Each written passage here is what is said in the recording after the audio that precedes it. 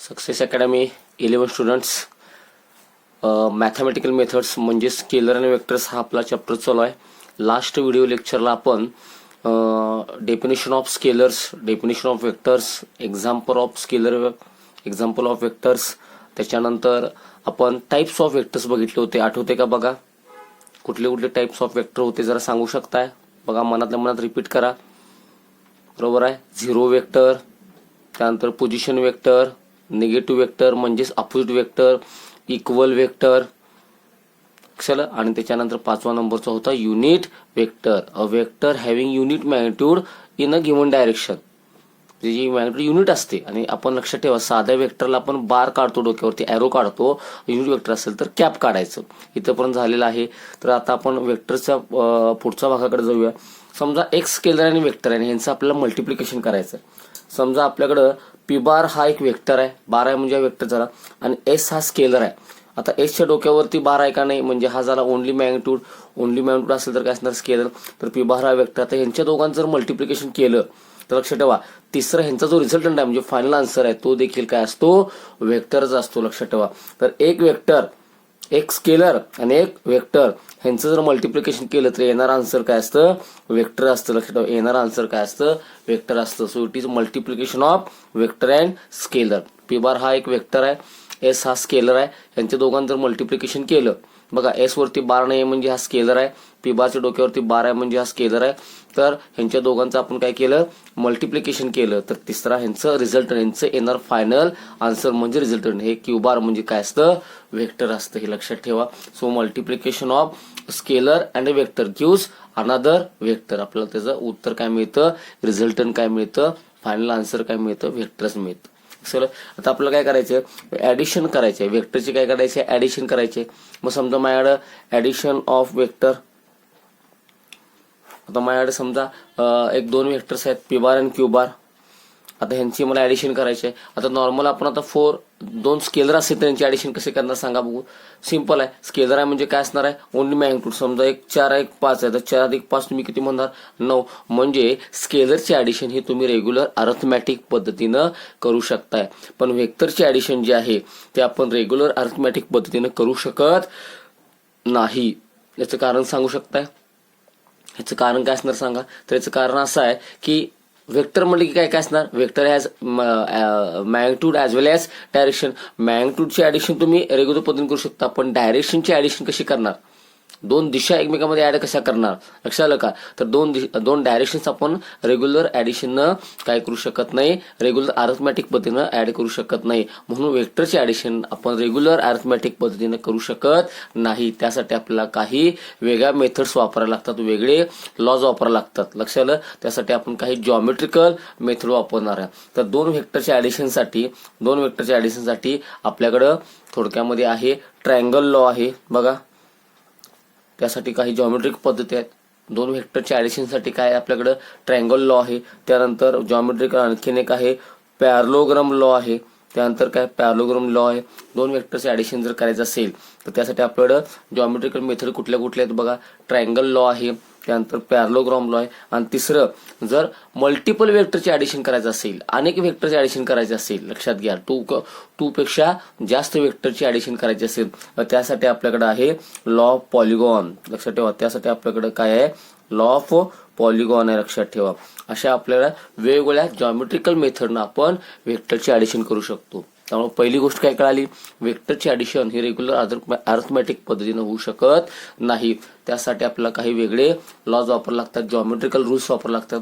तर दोन वेक्टरच्या ऍडिशनसाठी आपल्याला कुठला आहे, ट्रायंगल लॉ आणि पॅरलोग्राम लॉ. आणि नंबर ऑफ वेक्टर्स असतील, मल्टिपल वेक्टर असतील, त्यासाठी आपल्याला कुठला आहे, लॉ ऑफ पॉलिगॉन आहे. मग आता 1 बाय 1 बघूया. समजा तुम्हाला परीक्षेत विचारलं state and explain law of triangle. लक्षात घ्या, काय प्रश्न विचारला तुम्हाला, स्टेट अँड एक्सप्लेन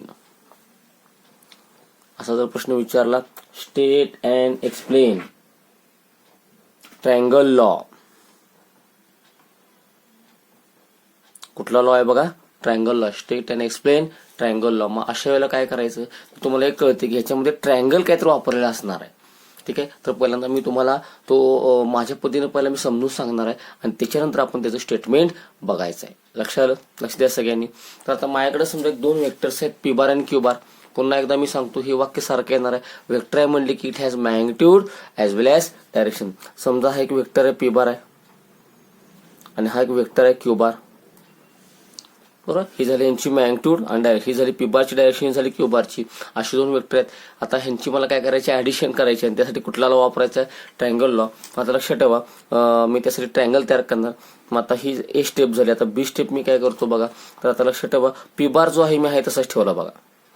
पी बार जो आहे असं ठेवला आणि क्यू बारची मी जागा बदलली आणि क्यू बारचं लक्षात ठेवा, मी डायरेक्शन बदलली नाही, डायरेक्शन आहे तशी ठेवणार आहे, मॅग्निट्यूड पण आहे तशी ठेवणार आहे. फक्त त्याची मी पोझिशन तेवढी फक्त बदलली. मग मला सांगा, फिक्स पोझिशन कोणाची आहे, पी बारची. पोझिशन बदलली कोणाची, क्यू बारची. ज्याची पोझिशन फिक्स आहे तो नंबरमध्ये काय झाला 1. ज्याची पोझिशन बदलली त्याची फक्त पोझिशन बदलली, डायरेक्शन वगैरे बदललं नाहीये, मॅग्निट्यूड बदलली नाही, मॅग्निट्यूड पण तीच आहे, डायरेक्शन पण तीच आहे. बरं. ज्याची पोझिशन फिक्स आहे तो 1 नंबरचा आणि ज्याची पोझिशन बदलली तो 2 नंबरचा. म्हणजे आपण ह्याच्या क्रम लक्षात ठेवायचा, it is taken in order असेल. मला सांगा, हा पी बारचा काय झाला, स्टार्टिंग पॉईंट झाला आणि हा क्यू बारचा काय झाला, एंड पॉईंट झाला. आपण परत शिकलो होतो ॲरोचा पॉईंट कुठला असतो, एंड पॉईंट. लक्षात आलं. मग आता अशा वेळेला जर मी P bar plus Q bar केलं म्हणजे ऍडिशन ऑफ 2 वेक्टर, तर ह्यांचा रिझल्टंट म्हणजे तिसरा काय असतो, वेक्टरचा असतो. ह्यांचं फायनल आन्सर रिझल्टंट काय असतो, वेक्टर असतो. तर लक्षात ठेवा, ही रिमेनिंग साईड आहे ट्रायंगलची, रिमेनिंग साईड जर आहे ती म्हणजे काय असणार आहे, रिझल्टंट असणार आहे. ती म्हणजे काय असणार आहे, रिझल्टंट वेक्टर. आता लक्षात ठेवा, 2 वेक्टरची ऍडिशन म्हणजे तिसरा काय असणार आहे, रिझल्टंट. आता इथून इथपर्यंत काय झाली, आर बारची मॅग्निट्यूड. मग डायरेक्शन कशी दाखवायची, ॲरो इकडे दाखवायचा का ॲरो इकडे दाखवायचं, कसं ठरणार. लक्षात ठेवा, त्यासाठी काय आहे, लक्षात ठेवा, starting point of first vector. मला सांगा, फर्स्ट वेक्टर कोण आहे, पी बार. त्याचा हा काय झाला, स्टार्टिंग पॉईंट झाला. त्याचा हा काय झाला, स्टार्टिंग पॉईंट झाला. टू द म्हणजे तिकडे, कुणाकडं, end point of second vector. Second vector कोण झाला, लक्षात ठेवा, ह्या केसमध्ये सेकंड वेक्टर कोण झाला, क्यू बार. त्याचा कुठला पॉईंट पाहिजे, एंड वेक्टर. त्या ॲरोचा पॉईंट काय असतो, एंड वेक्टर असतो. म्हणजे मी मगाशी म्हटल्याप्रमाणे या रिझल्टंटची म्हणजे आरबाची डायरेक्शन दाखवताना कशी दाखवायची, starting point of first vector to the म्हणजे त्या दिशेमध्ये, end point of second vector, starting point of first वेक्टरच्या स्टार्टिंग पॉईंट टू द म्हणजे त्या दिशेमध्ये, to the end point of second vector असं दाखवलं. तर लक्षात ठेवा, मला काय मिळाला, यांच्या दोघांचा काय मिळाला, रिझल्टंट. म्हणजे बघा, 2 वेक्टर्स काय होते, 2 vectors are represented in magnitude and direction. 2 vectors आहेत ते कशामध्ये दाखवले होते, magnitude and direction by the 2 sides of triangle. सुरुवातीला हे 2 काय होते, ट्रायंगलच्या 2 बाजू होत्या. देन दे रिझल्टंट म्हणजे त्यांचा रिझल्टंट पण काय आहे, वेक्टरच आहे. तो पण काय वेक्टर म्हणजे त्याच्याकडे पण काय काय असणार, magnitude and direction by the third side म्हणजे उरलेली बाजू. सेवा जर 2 वेक्टर 2 ट्रायंगलच्या 2 बाजू दाखवत असतील तर तिसरी थर्ड साइड ही म्हणजेच काय असते, त्यांचा रिझल्टंट वेक्टर असते, त्यांचं फायनल आन्सर असते, त्यांचं ऍडिशनचं आन्सर असते. फक्त त्याची डायरेक्शन कुठं कुठं दाखवायची, third side represents in magnitude and direction from starting point of first vector. जो फर्स्ट वेक्टर आहे स्टार्टिंग पॉईंट कडनं तो सेकंड वेक्टर त्याचा एंड पॉईंट कडे काय दाखवायचा, ॲरो दाखवायचा. सेकंड पॉईंट कडे काय दाखवायचा, ॲरो दाखवायचा. तर याचं पी बार प्लस क्यू बारचं काय झालं, उत्तर आर बार. ही झाली आरची मॅग्निट्यूड आणि ही झाली डायरेक्शन. लक्षात मी काय म्हटलं. मग आता मी याचे शब्दरचना सगळ्या एकत्र करतो बघा, म्हणजे तुमचा तो वेक्टर तयार होईल. सुरुवातीला माझ्याकडे 2 वेक्टर होते, पी बार क्यू बार.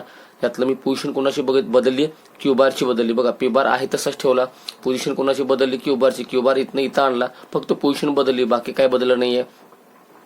जो फिक्स आहे तो फर्स्ट वेक्टर आणि जोची पोझिशन बदलली सेकंड. म्हणजे ह्या लॉ मध्ये आपल्याला क्रम लक्षात ठेवावा लागतो. ह्या लॉ मध्ये आपल्याला काय लक्षात ठेवावं लागतं, क्रम. म्हणून त्याला म्हणायचं टेकन इन ऑर्डर. हा झाला फर्स्ट, हा झाला सेकंड. ह्याला म्हणायचं टेकन इन ऑर्डर. ज्या ह्याच्यामध्ये आपल्याला त्याचा नंबर लक्षात ठेवावा लागतो त्याला म्हणायचं टेकन इन ऑर्डर. बघा, if the 2 vectors are represented in magnitude and direction by the 2 sides of triangle. आता पी बार आणि क्यू बार काय होते, 2 साइड्स ऑफ ट्रायंगल. देन आणि टेकन इन ऑर्डर. याच्यामध्ये शब्द कुठला येणार, हे दोन्ही कशा ठेवल्यात, टेकन इन ऑर्डर. यांचा क्रम लक्षात ठेवलाय. हा फर्स्ट झाला, हा सेकंड झाला. जो फिक्स आहे तो फर्स्ट, जो पोझिशन बदलला तो second. Then the third side, त्यावेळेला जी तिसरी साइड उरली होती, third side represent the third side represent the direction and magnitude of the resultant. ही झाली रिझल्टंटची डायरेक्शन मॅग्निट्यूड. आणि कुठनं कुठं असणार आहे याची डायरेक्शन आरबारची डायरेक्शन कसं असणार आहे, starting point of first vector, first वेक्टरचं स्टार्टिंग पॉईंट टू द म्हणजे त्या दिशेमध्ये आपण काय करायचं arrow to the end point of second vector, to the end point of second vector. मग अनेकदा दाखवतो बघा. माझ्याकडे समजा हा पी बार आहे बरोबर. त्यानंतर मी क्यू बारची पोझिशन बदलली बरोबर. हा जरा फर्स्ट वेक्टर, हा मनामध्ये पकडायचा. हा जरा second vector. If the two vectors are represented in magnitude and direction by the two sides of triangle taken in order. हा फर्स्ट, हा जरा सेकंड, त्यामुळे शब्द महत्वाचा आहे. टेकन इन ऑर्डर ही फ्रेज आहे, क्रमानं लक्षात ठेवलं. देन द थर्ड साइड, त्याला उरलेली जी थर्ड साइड आहे, represent the resultant of the two vectors, resultant of two vector. हा पण वेक्टरच आहे. इन मॅग्निट्यूड अँड डायरेक्शन, म्हणजे डायरेक्शन कशी असणार आहे, starting point of first vector, first वेक्टरचं स्टार्टिंग पॉईंट टू द म्हणजे ह्या दिशेमध्ये to the end point of second vector. तर हा झाला आर बार. म्हणजे थोडक्यात P bar plus Q bar is equal to काय झालं, आर बार झालं. P bar plus Q bar is equal to काय झालं, आर बार झालं बरोबर. मग अनेकदा मी आता सांगतो बघा. If the two vectors are of, if the two vectors of same physical quantity, म्हणजे समजा फोर्स असेल तर फोर्स, वेलोसिटी असेल तर वेलोसिटी, म्हणजे दोन्ही कुठल्या पायात same physical quantity. If the two vectors of same physical quantity, ह्या काय होत्या, ट्रायंगलच्या दोन बाजू होत्या, are represented in direction, in magnitude and direction. Vector आहे म्हणजे की magnitude and direction by the two sides of triangle, by the two sides of triangle taken in order. हा फर्स्ट आणि हा सेकंड. तुम्ही कसं लिहू शकता, पण क्रम आपल्याला लक्षात ठेवायला लागणार आहे. Taken in order. Then the third, त्याला उरलेली जी बाजू होती, then the third side represents the resultant in magnitude and direction.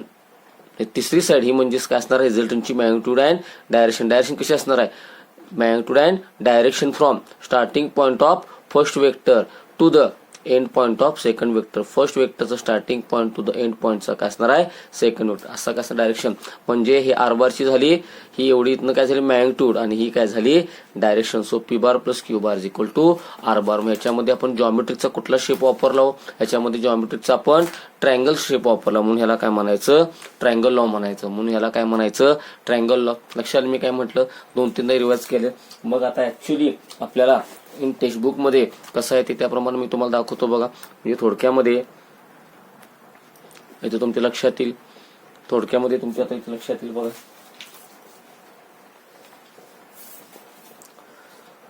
तर इथं तुम्ही आता बघू शकताय, थोडक्यामध्ये तुमच्या ते लक्षात येईल. If two vectors describing the same physical quantity, दोन वेक्टर्स एकाच फिजिकल क्वांटिटीज आहेत, आर रिप्रेझेंटेड इन, आता वेक्टर म्हणजे की काय काय असणार, मॅग्निट्यूड अँड डायरेक्शन. मग सुरुवातीला पी बार आणि क्यू बार कोण होते, ट्रायंगलच्या दोन बाजू होत्या, म्हणून काय म्हटलं, bye the two sides of triangle, by the two sides of triangle. त्यामुळे पी बार आणि क्यू बार कोण होते, ट्रायंगलच्या दोन साइड्स होते. पण त्यासाठी आपल्याला क्रम लक्षात ठेवावा लागला, त्यामुळे हा शब्द महत्वाचा आहे. टेकन इन ऑर्डर बरोबर आहे. मग त्यांचा रिझल्टंट आर बार काय होता, तर उरलेली तिसरी बाजू थर्ड साइड जी असेल तीच काय असते, त्यांचं रिझल्टंट असते बघा. Then the resultant is represented, आता तो देखील काय वेक्टर आहे, त्यामुळे त्याच्याकडे पण काय असणार, मॅग्निट्यूड अँड डायरेक्शन. त्यामुळे काय म्हटले, represented in magnitude and direction बरोबर आहे. पण त्यासाठी काय वापरलं, थर्ड साइड वापरली, bye the third side of triangle, by the third side of triangle. मग त्यासाठी आपल्याला त्याचा एरो ड्रॉ कसा केला, ड्रॉन इन काय म्हणायचं, अपोजिट सेन्स. म्हणजेच कुठलं, from the starting point of first vector, starting point of first vector to the end point of second vector, starting point of first vector to the end point of second vector. म्हणजे ह्या ठिकाणी आता मी तुम्हाला दाखवू शकतो बघा. या ठिकाणी आता दोन वेक्टर आहेत, एक वेक्टर आहे ए बार, दुसरा वेक्टर आहे बी बार. दिसते सगळ्यांना हे पुस्तकामधलं, मगाशी मी सांगितलं पी बार क्यू बार, तसं इथं दोन वेक्टर काय घेतलेत, ए बार बी बार.